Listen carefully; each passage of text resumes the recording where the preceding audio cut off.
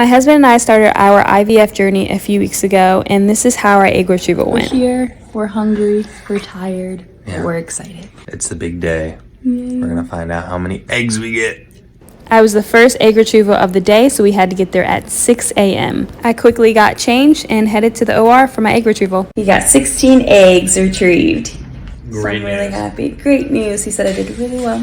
Good job, Dave. What are the issues for IVF with poor ovarian reserve? IVF is a procedure where eggs are fertilized with sperm in a laboratory and the resulting embryos are transferred into the womb. The success of IVF depends on several factors, including the quality of sperm, the womb's ability to support that transfer and implantation process, and something called ovarian reserve. In this video, let's look at how ovarian reserve can affect IVF success and the ways that the challenges can be addressed and overcome.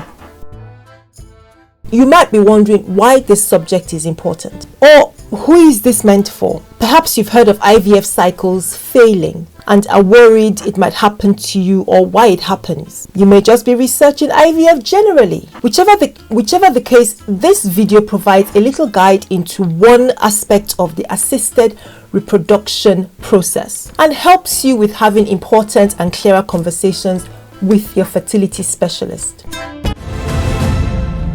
Hey, I'm Dr. Sylvia, a general practitioner and health educator based in the United Kingdom. Welcome to AskAwayHealth. By the time a female child is born, her ovaries contain her lifetime supply of eggs. The number of these eggs gradually reduces through natural degeneration and ovulation. So, from around 1 to 2 million eggs at birth to around 300,000 when a girl reaches puberty, women will end up with nearly 0 eggs at menopause around the age of 50 or thereabouts. No new eggs are created after birth. Ovarian reserve refers to the total number and the quality of eggs available in a woman's ovaries. Ovarian reserve is critical to a woman's fertility.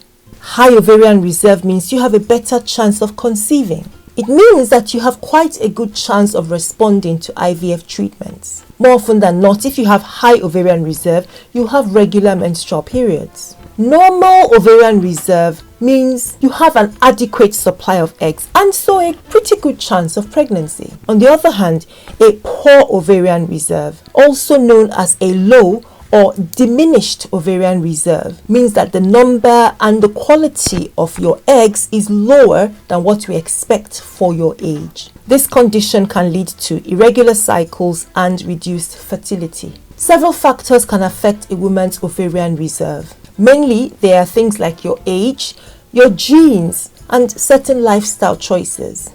As women grow older, the quality and the quantity of the eggs naturally reduces. But some women can experience earlier changes to their ovarian function or activity due to some inherited traits or inherited conditions. And our habits and the environment in which we find ourselves also play a part. Whether you smoke or you're overweight, as well as certain medical conditions, for example, endometriosis or cancer treatments, which can affect our ovarian function negatively. With all this in mind, let's examine the issues that having a poor ovarian reserve can present at IVF. Feeling unwell or dreading the wait for a doctor's appointment? We get it. Life doesn't stop for health concerns, and neither should you. Your GP consultation connects you to licensed healthcare professionals from the comfort of your own home. No waiting rooms, no hassle.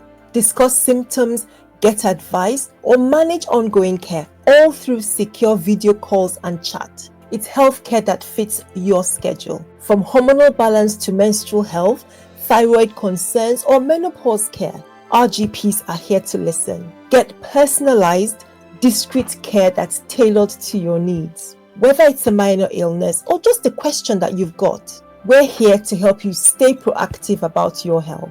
Your GP consultation, because healthcare should work for you. Visit our website to book your consultation today.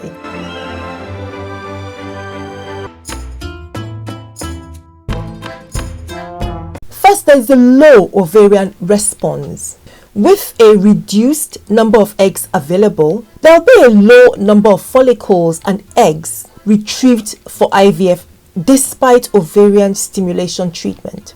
And remember, the body does not create new eggs after birth. This low ovarian response can lead to a high risk of the IVF cycle being cancelled if the response to ovarian stimulation is not good enough. In the United Kingdom, for example, a woman over the age of 35 years can get 3 IVF treatment cycles under the NHS. In other systems where people pay for their IVF cycles, this can mean a lot of expensive treatment without the desired results.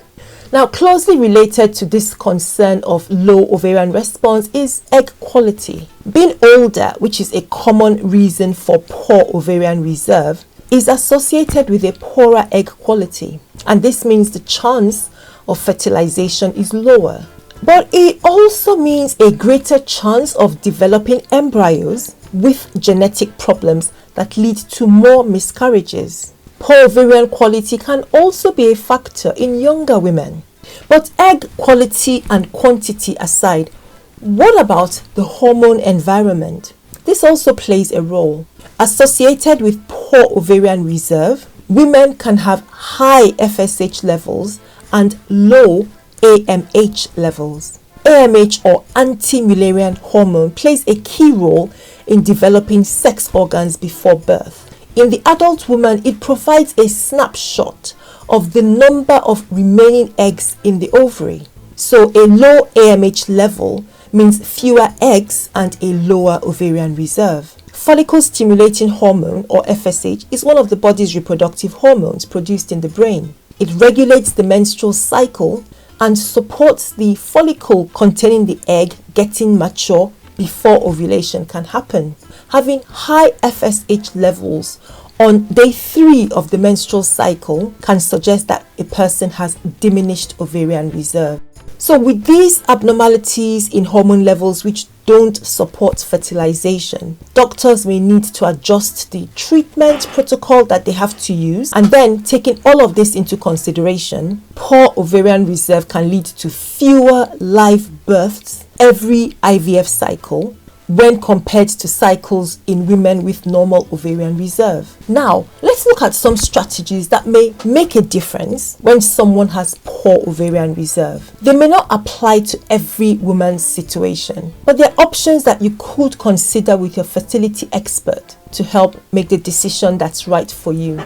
First, IVF is a clear option for women with low ovarian reserve. Some specialists may even offer something called pre-implantation genetic testing, PGT. This is about ensuring that an embryo has healthy genes before it's transferred into the womb. And the aim is to reduce the risk of miscarriages. As mentioned before, the specialist might want to undertake modifications to standard treatment to encourage ovarian stimulation and make hormone treatment adjustments that are necessary to retrieve a viable egg from the ovary. Next, fertility medication, which help the body stimulate ovulation, for example, Clomid and other hormone-based treatment. Earlier, we talked about how lifestyle habits could influence ovarian reserve. So addressing ways that could help boost your ovarian reserve is important. A balanced diet and foods that are rich in antioxidants is supportive. Regular exercise helps to maintain a healthy weight. It also helps to regulate hormones and improve blood circulation.